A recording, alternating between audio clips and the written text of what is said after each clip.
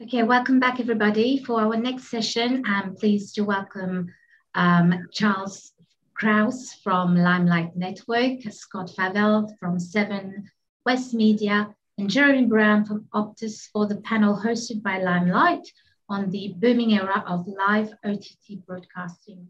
Charles, over to you. All right. So Scott and Jeremy, if you each would kind of introduce yourselves in your role and say any particular thing you'd like to just throw out there about 2022 and what's going on, and then we'll get into the discussions. Go ahead, Scott. Well, yeah, look, thanks for having me on. So my name's Scott Favell. I'm Technology Director for 7plus, which is Australia's #1 commercial BVOD service. So I've been in this role for about 18 months. And that role covers the software engineering functions, video delivery, so encoding, CDNs, that sort of stuff, customer service and content operations. Before that, I spent a few years at SBS running architecture, which is an Australian public service broadcaster, and about 15, 20 years in the pay TV industry before that. As far as 7plus goes, we're a what's called a BVOD service in Australia. So it's not just VOD, it's actually live streaming as well. So, we have a mixture of, the sort of simulcast catch up that you'd expect to see on a broadcast aligned service, but we also have an extensive VOD library that, there's like many thousands of hours of VOD as well. And as well as a very, it was becoming quite a large live streaming operation as well. So we have, probably 60 plus channels, which represent, all the different markets that we serve in terms of content, but also a lot of fast channels as well, which is becoming a huge growth for us. So that's probably a bit about the service. And then, lastly for me, outside of my role at 7, I run a sort of daily video newsletter called Today in Video. So that's probably me. Jeremy. Okay, take it away. Yeah, it's good email. I get it every day. Thanks, Scott. My name's Jeremy Brown. I'm the Associate Director of Video Delivery at Optus. What does that mean? Optus is a telco in Australia, and we have a product called Optus Sport. Optus Sport has the rights to Premier League, a lot of football, soccer rights for globally. We also, my role is in making sure that works. We do a lot of live streaming events at very large scale. We're a subscription platform, but we also have ads, and we also have some free content. So we have a combination of like all the worst problems together. We also run a CDN because we're a telco. We own the network. Why wouldn't we just have our own caching? But we're very big on a multi-CDN approach. So we have quite a handful of CDNs and partners that we use for scale, which we need for those events. Outside of video delivery, I do data engineering and I guess the CDN network part. Being a telco, it's interesting. You get to see across the problems from the actual network, the 5G, the 4G rollouts, and what impact the streaming audience is making on the network. Yeah. Okay. So for myself, Charlie Krause at Limelight. So I look after all our live on-demand video services globally. So all sorts of different platforms, depending on what you want for latencies and how you want to manage videos and so forth. One of the many CDNs that are involved in these multi-CDN environments, certainly with any big live event, just no one CDN can handle the capacity, especially with things like World Cup coming up. So for areas of, resiliency, making sure everything's running well and just pure capacity at any region in the world, almost all of these events end up with 5 or 6 CDNs all working together. And so it's very much a cooperation environment for some of these where, when it's online, it behooves the industry to make sure everything goes well, because people have these expectations that it's just like typical broadcast quality, nothing goes wrong. And they expect that now from for on demand and live. They don't, no excuses just because it's online. So it's quite the environment. So to start it off, this is one of the, just starting to come out of the pandemic phone, and I hope it stays this way. But over the last 2 years, I've noticed just around the world, people talking about accelerating trends that were happening anyhow. One of them being certainly cloud workflows. So we heard things like production. All of a sudden, people were going to be working from home, and you couldn't send production hardware to them to work. So they quickly started to adopt cloud workflows to do that. And what they found is a lot of the vendors that build the traditional sort of hardware-based solutions, a lot of them are putting their software in the cloud. And I'd just like both of you to just talk about your experience, positive or negative, with, you know, if you've done things with cloud workflows and how that's turned out. Well, you go. You go. Okay. All right, cool. Thanks, guys. Look, I'll start off. So yeah, it has been a huge accelerant. I think the trends we've been talking about this stuff for a long time, and it was always a case of, you know, is it ready? Is the technology there yet? And I think there was, you know, for particularly those of us that sort of come from a sort of a broadcast heritage, there was always a sort of comfort of being able to go into the equipment room and give the rack a hug. But I think really the pandemic just really absolutely accelerated that. So for us, the big one for us was the Tokyo Olympics, and then we've just done the Beijing ones as well. Tokyo was very much a kind of hybrid and from the production side of it. So the 7 Plus platform is a cloud native platform, but we did do a lot of the sort of the vision mixing, sort of multi-views, ad triggering and things like that on premise for Beijing, and that created a number of challenges for us because like my team is up in Sydney, whereas the production is down in Melbourne, and because we're in like quite a strict lockdown, we couldn't actually go down there. So we absolutely had to very much beef that up. We had a lot more sort of remote desktop technology and than we otherwise would have. The communication barriers were actually a lot better than what we thought. Even like simple things of me being a bit old school, I was like, well, I want to have a talk back up from my area to down there, and then we ended up going, actually like a video call just being open. So we just had a dedicated workstation that was there that people could physically, because we were physically up in Sydney, and so you can be a lot more flexible with those types of things. As far as Beijing goes, which is I guess where we've sort of taken our learnings from Beijing, from Tokyo, and so that for us was a 100% end-to-end cloud workflow. So basically, like the live streams coming out of Beijing, the main path bouncing through Tokyo, and a redundant path over the internet. So we basically got those into in our case AWS, use their direct connect technology, and then from there all the video production was happening inside the cloud. So that was our vision switching, our clip playouts, multi-views, ad triggering. And the thing that amazed me, a few things, is just how quickly we're able to get it up and running. So from the time we went, actually, you know what, we need to do it differently for in this case the Paralympics, because previous Olympics we were effectively 7 Plus was hanging off broadcast, so that we could basically leverage theirs. But in this case, that wasn't the case. It was a purely 7 Plus event. So we're able to get a proof of concept up in literally like working end to end within sort of 2 weeks of having the initial phone call of going, hey, we should do something. So that's actually quite amazing. The latency that you get was just certainly just as good. The operators had fantastic feedback, and the tools are certainly a lot more flexible because we're able to just work with the operators and change the layout of what they were using sort of as we did the project, as opposed to going here's a hardware panel and you've got to run it. So that worked out super well for us. In our case we're using Grass Valley, which we're quite happy with their AMP product.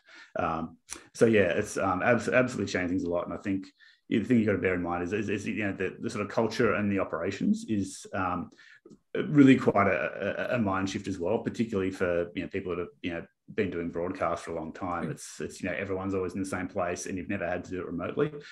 So for putting those mechanisms in where you've got a lot more regular comms, your usual Slack channels, you just got to really put a lot more emphasis, I think, on making sure that communication happens, because it's like being in the office. You don't have the I can just see something out of the corner of your eye. You've really got to beef up that communication. But yeah, a huge accelerant. Cool. Yeah, I mean, I'd just add on to that. I guess the talkback. I remember that when I was at 7 too. We even moved that to digital. We use Teams, keep a bridge open, people can jump in and out all the time, just collaborative. We work across quite a lot of nations at the moment. What I also would add on is the big one is around acquisition of content. I think the traditional routes are getting more and more pushed to the direction of these cloud vendors, AWS Media Connect, these sort of options as reliable, dependable, high quality video transport mechanisms. And let's be honest, it's nice being able to just offload it than to worry about it as much as we used to historically. I think my approach has always been trying to make it look transparent. If you can supply a panel that looks the same but drives a cloud infrastructure, then that's a win. With regards to just video publishing workflows, we've gone from just the encoding step, and we've gone back steps in that path of that progress of production to where we would actually manage the EDL lists, to make the edits, to create the assets, to publish the assets. Things that you would normally buy bespoke hardware for, we can kind of engineer around them quite easily with cloud. Yeah, that's pretty much what I'm hearing, because I do these sort of globally, and sort of what I've sort of taken away is a couple of points. Everyone universally says they would never go back to the old way now that they've gotten through this. Yeah. And some of the advantages were, you don't have to replace hardware when things change or standards change. The cloud people worry about that. And that a lot of the vendors of the software are the vendors that used to ship the hardware. So you're having vendors you're familiar with their products, but it's just another way to get at it. And as standards change and so forth, you don't have to worry, they worry about it. So everybody said we would have gotten there anyhow, we just got there faster.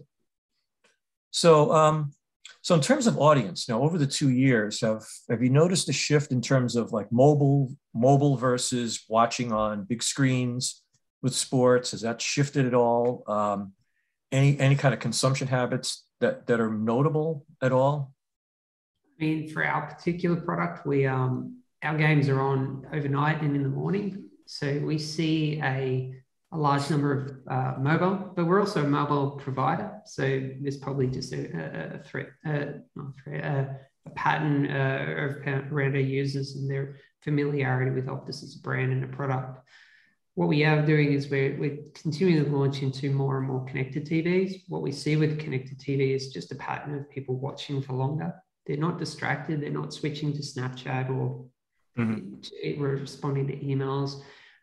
You tend to see like a flatter session, which is great, especially in an advertising mechanism, because they're not walking away when the ads start coming back, especially in football. Right. Everyone knows there's 15 minutes. They can go make a cup of tea.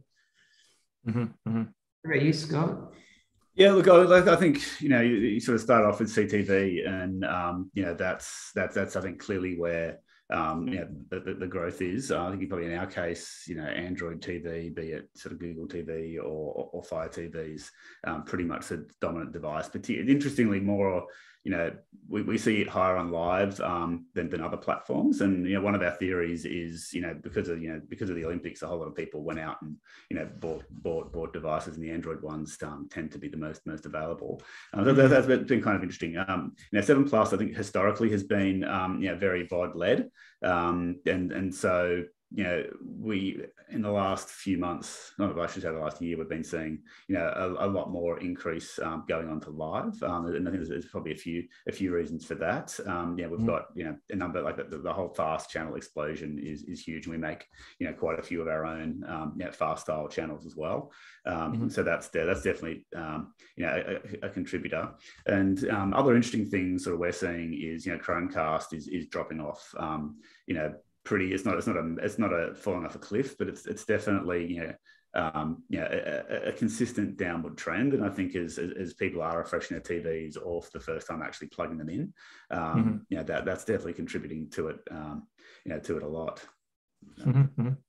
So for sports, rights management. So something I see in the US is a big influence by the large social media companies, where it used to be here traditionally, it would be all the major networks and their sports divisions.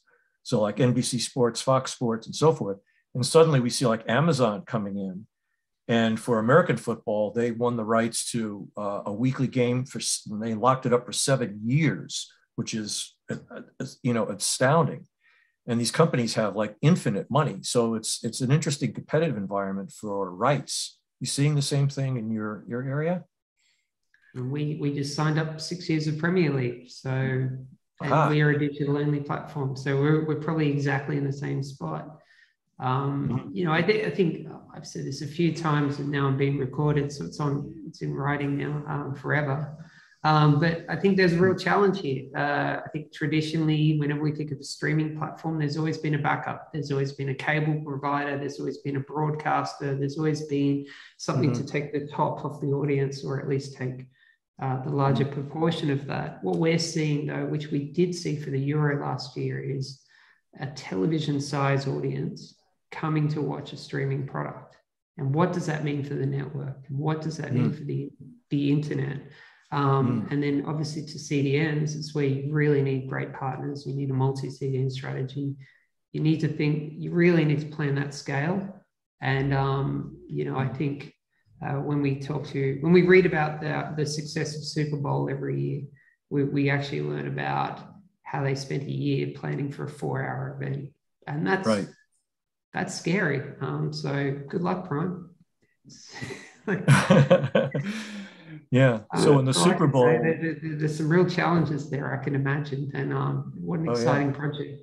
Oh yeah, yeah. So for the recent Super Bowl, the numbers were, it's flat in terms of numbers of viewers. It's like 100 million every year. So in the US, we think, you know, people think that the Super Bowl is like the biggest sports event in the world, and most of them don't realize that World Cup is about 5 or 6 times the size in terms of audience. And if you want to talk about global coverage, it's, you know, it's ridiculous. It's just American football is just the US, where the rest of the world has other football and don't realize that. So, but in the last year, I think if I saw the numbers, 100 million, about 6% of them, so 6 million watched streams, and the rest were traditional, you know, broadcast giant TV, you know, at a watch party or something like that. And it's increased only 1% per year. So last year it was about 5%. The year before that it was 4%. But clearly, you know, the traditional broadcast isn't going away over here for these major big events. Yeah, look, I don't think so, but I do want to pick up. Sorry, Scott. But people follow the content. Look, they totally do, and I just want to pick up something that you know, Jeremy was saying, because I think, you know, like Jeremy, we've had that, you know, broadcast scale audience and on streaming. I think, you know, for us, the Olympics was a great example of that, because we had, you know, our simulcast channels with broadcast, but then we had, you know, 40 other channels basically covering every sport. And what we expected going into it, based on the data we had from you know, previous years, when Jeremy was there, we expected to see the bulk of the audience on those simulcast channels, but it was actually the opposite. I mean, don't get me wrong, they were still very popular, but what we were seeing is that you know, the dedicated sports coverage, you know, for individual sports, it had its own channel, you know, were routinely, you know, even as individuals, getting higher than a lot of our broadcast streams, and certainly collectively, it absolutely, you know, sort of, you know, dwarfed it. So we had, I think we had 4.7 billion minutes throughout that event, which sort of puts us up there, you know, certainly up there with some of the best in the world. But sort of, I guess, coming back to your point about, I suppose, you know, sort of sports rights and things like that. I mean, it's always been a key differentiator, and I think it always will be. And there's, you know, I remember back in my analog pay TV days of, you know, what was the Super League wars between, you know, Foxtel and Optus Vision back in the day. And, you know, recently, you know, we've had Apple come out and, you know, do that MLB deal. And even in Australia, we've seen Amazon, who I guess have tipped their toe in the water a bit with the swimming, the Australian swimming rights. So, like, I think it's something that is like, it's definitely going to happen more. I think it's probably, my gut feel is it's probably going to be more of a, you know, an incremental thing in particularly our region. Like, as you've mentioned, Amazon's, you know, been doing the NFL thing for a long time, and I think they've been you know, gradually adding more. And I think we'll probably see that similar thing here, where, you know, more of those bigger players dip their toe in the water. They'll probably start off with smaller events, and then they'll get more confident and, you know, and get all amongst it. But yes, it's definitely something for, you know, I think for the whole industry, and that, you know, sports have always been, you know, a key differentiator. So I think that was, and I think it's just new players. There's a big difference between a one-off event like a Melbourne Cup, a horse race, or a Super Bowl.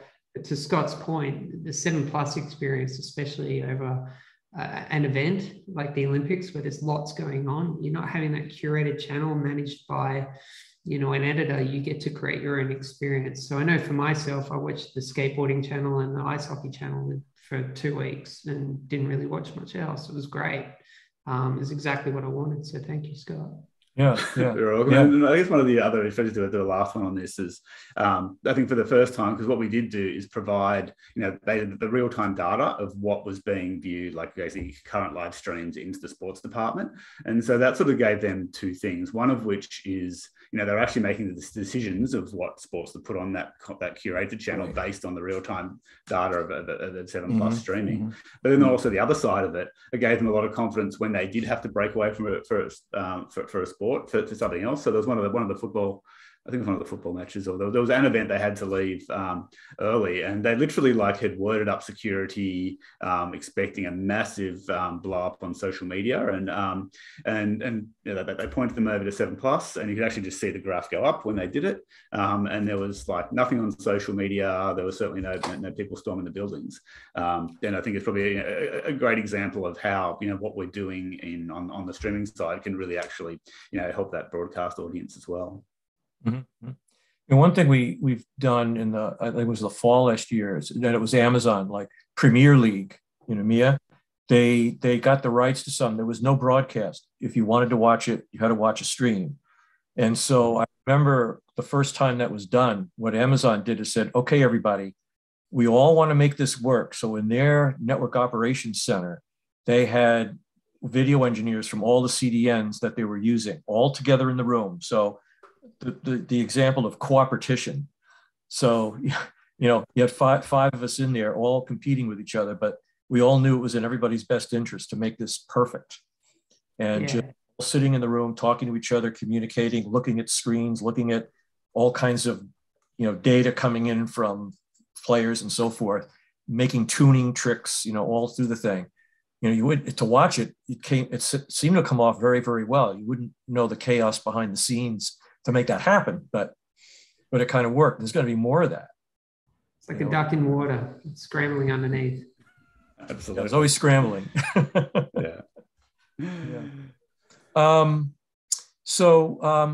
Latency. So one of the things I've been watching with my position is just different low latency technologies, and there's always these debates about what's the right low latency.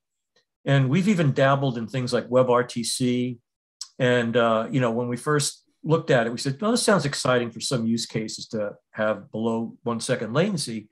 But we've discovered pretty quickly that doesn't seem to be the requirement for sports, big events, because it seems to be matching broadcasts that's really important, not to be better than, but about the same for the multi-screen viewers, that just as long as you're within, if everybody's about 4 or 5 seconds, that seems to kind of solve the problem. And you don't need anything exotic. Right now, we're looking at chunk transfer encoding CMAF, where you have sort of micro segments, and the whole way it works, where you don't wait for the whole segment to be built and the player starts playing as he gets each piece.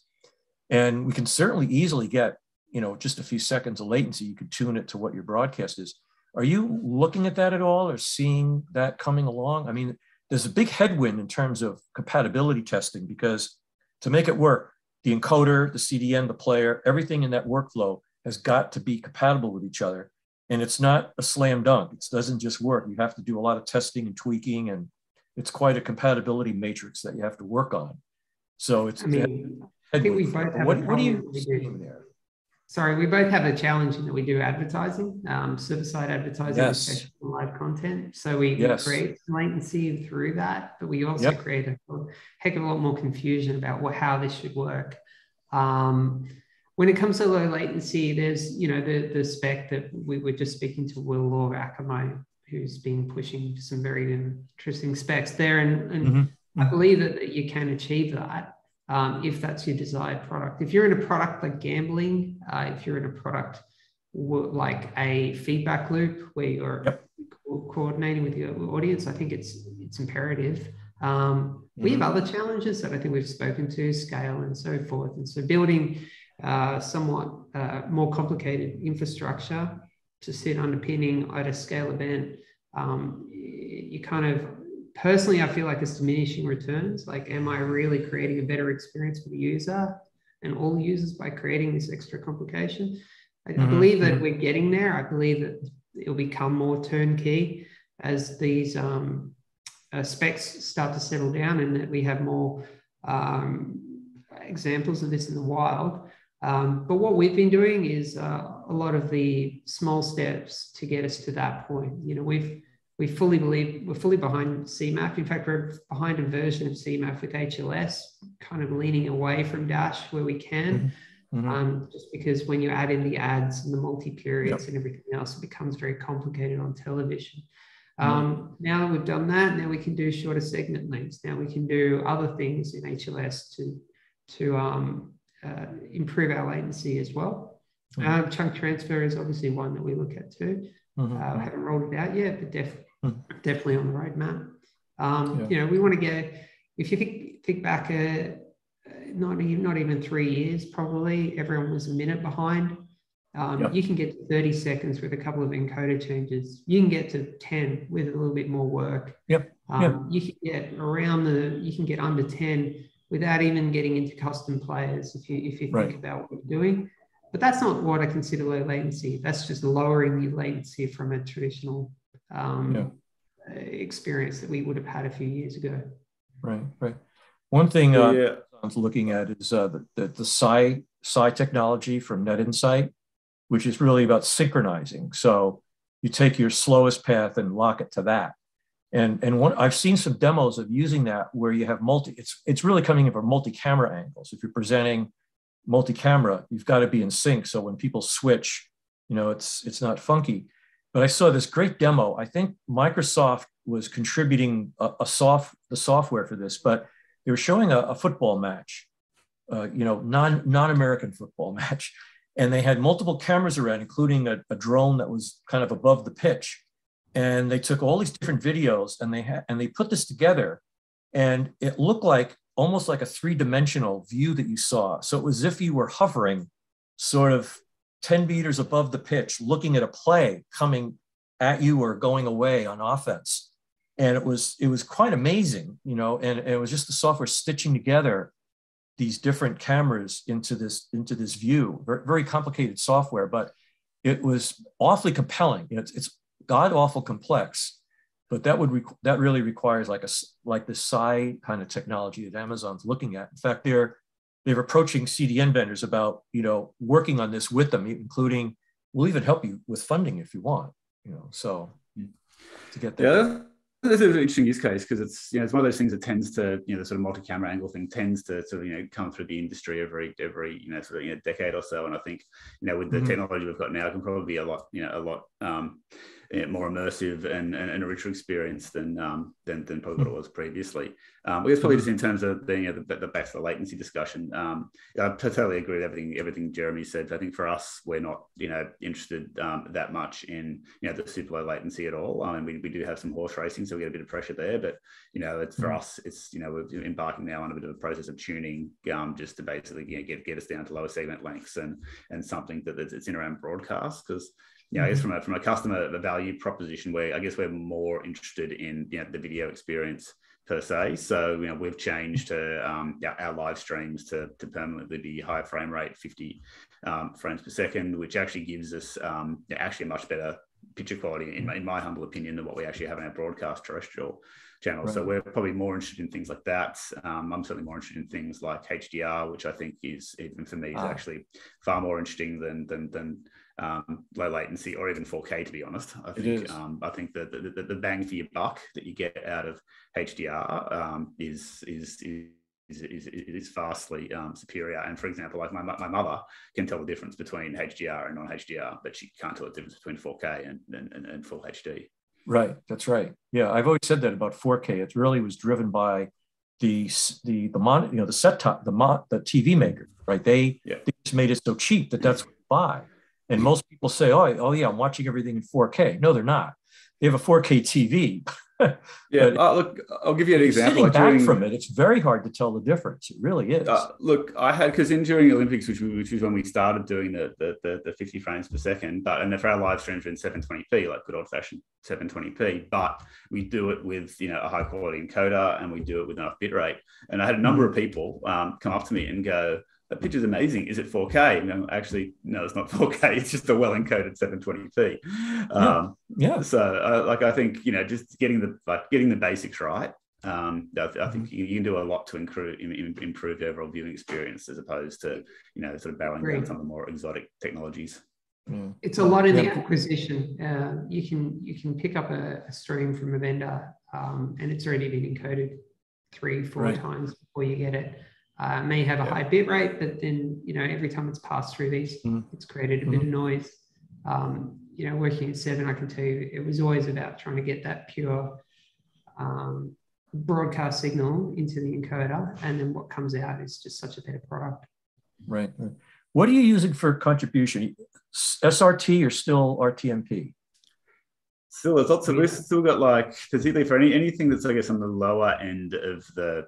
I don't want to use the word quality, but sort of lower tier sports is still massive amounts of RTMP. But we are seeing, for example, for the Paralympics, that was we actually had a mixture of wrist and SRT. So part of that was because I think with SRT, basically everybody wants to be an SRT caller. Nobody wants to be on the other end because they've got an open net firewall. So we ended up having to, put a little bridge in the middle where, in our case, as a Heyvision piece of software, just a broker between ourselves and then the OBS streams. And then we used in our case Media Connect to get it in, and then it was actually and then it was a bit of wrist in that middle section as well. So I think we're definitely going to see a lot more SRT and wrist workflows. I mean, RTMP is so prevalent, so I can't see it going away anytime soon. I think we're stuck with it for a while yet. Jeremy, just to keep it complicated, we have quick. I disagree. I think you'll see more and more of SRT over RTMP, but you still see, especially the prosumer type smaller events, they'll supply an RTMP because it works and everyone understands. And I think that's why we're sort of stuck with it, because this is those smaller events. But certainly, anything that's sort of more broadcasting grade is fine. But I think if we're a lot of our sports, I guess some on those lower tier sports, I'm doing like World Surfing League and things like that, and I think it's going to take a few years for those lower end production companies to sort of migrate over. So advertising based but subscription, AVOD, SVOD. Do you do both? What's sort of the balance out there? Look, we're heavily our monetization model is either direct AVOD, so client side and server side ads, and some interactive advertising as well. So we launched an interactive model using a partner Brightline last year, which is you can kind of do the sort of the L-shaped around the screen and then have some interactive, so you can do a call to action and get some interaction. So we're heavily AVOD and advertising supported. We've sort of been on record, our CEO has been on record that we are very interested in the SVOD space, but I think you've also got to look at just the levels of subscription fatigue people have got. So I think as a study in the last week came out of the UK, I think the average household spending over £2,000 on subscription video services. So there's this kind of idea that we're going to blow up the pay TV bundle and it was all going to be a la carte, it's going to save money. It never was. You just you've got to subscribe to a lot of them. So I think AVOD is where there's a huge amount of growth. I think we're seeing that with the fast channels as well, which is going nuts. And I don't think it's any coincidence that Amaji just got I think it was a $95 million or $100 million funding, and they've been riding that fast wave. So I think from my side, I think we're definitely seeing still a hell of a lot of upside on that. But with Jeremy, with this, I guess a lot of those the top tier sports like EPL has probably got a bit of a different view. Look, I think there's one thing that happens in sport is that it stops, and you've got time to fill, and so why wouldn't you try and monetize those opportunities? So we're both. We're an SVOD platform, historically given away as part of a phone plan, but then also we're seeing huge growth in just people subscribing to the platform. We've made that an option through Apple Pay, Google Pay, cards, things like that. So, there's a production element to it. There's a just a need to fill airtime, but there's also, there is revenue to be made. There's an audience there that's excited by the product. It's a fairly targeted audience. One thing that you won't find online very easily is young males. They're very hard to find on video streaming. And that's sports. You you get a lot of those, I reckon, because our first time we had a majority male demographic was on the Olympics. So sorry, Jeremy, back to you, but totally, 100% agree. And it's just a unique opportunity that we hold the rights to. So on top of that, I've been doing server-side advertising for some time. I probably rolled out one of the first ever broadcasters with it, and I've been doing it ever since. And I firmly believe it's the right way to go. And I think the market's come along. I think the advertising's matured. I think the DSPs, SSPs, they've all matured to just accepting that when it comes to live video, there really isn't an option. Some of the connected TVs as well. And so, we believe that I'm a firm believer there's room for both models, and even both at the same time where the model makes sense. But it's not. I think you're right with subscription fatigue as well. I think that's happening a bit, but whether people want to now tolerate ads when they haven't before, I think, there's a model there where you pay a small amount to get rid of the ads. I think we're starting to see a lot of products coming to the market with that opportunity. Here's my pitch. Optus is also doing SubHub, where you can get rid of subscription fatigue. You can manage all your subscriptions through one platform, and it shows up on your bill. So there you go. I will be happy with it when I said that. Yeah, a lot of people say it's like we're reinventing what we tried to get rid of, right? Everybody used to complain about these big bundles from their telco, and it would be 1,000 channels, and I only watch 10 of them, right? Why do I pay for these? So we break this all up, and now it's like, oh my God, now I got to manage all these. Can't they bundle these? 100%. There's that old Jim Barksdale quote, which is only two ways to make money: bundling and unbundling. Totally true.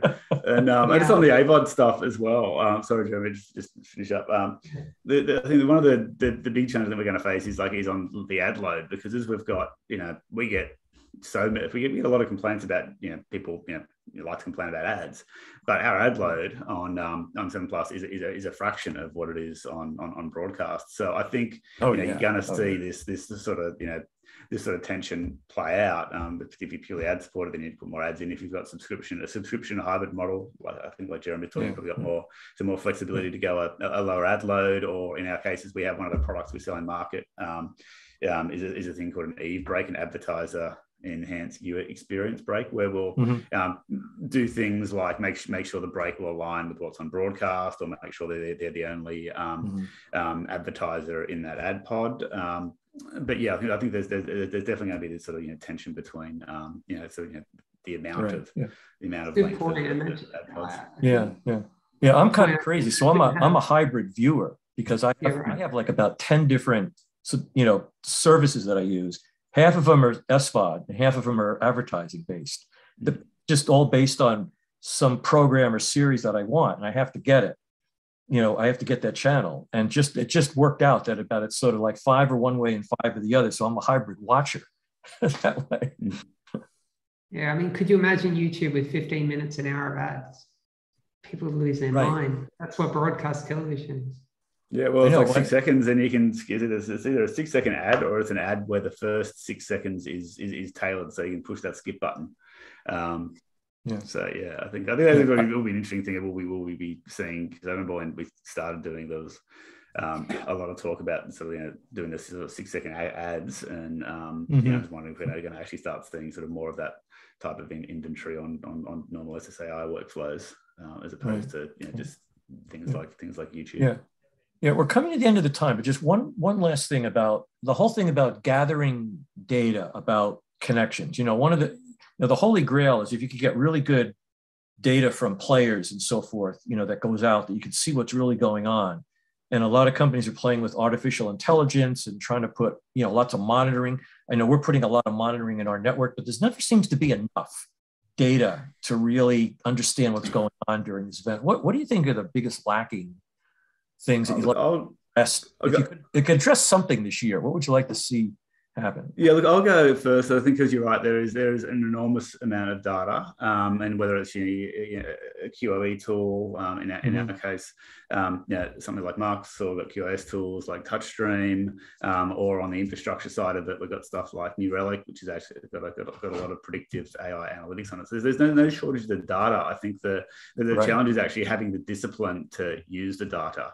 Exactly. And it's basically having okay, you know what, we've, recently we're going through, like on the security side, AWS is Trusted Advisor, and I'm like, okay, I just want to see it green. Like, I don't want to do more fancy stuff. I just want to be able to open it up and either have the alerts suppressed because they don't matter to us, or us have worked through things, which is, simple things like, getting, Lambda versions on supported, the more supported run times, or, I think, to me, the challenge is, getting the engineering time in to go and use that data, where you sort of battling the product management team, because they always want more features, and so so getting the data actionable and using it, I think, is probably I guess one of my sort of soapbox moments, in case you notice. It's just an overload of data.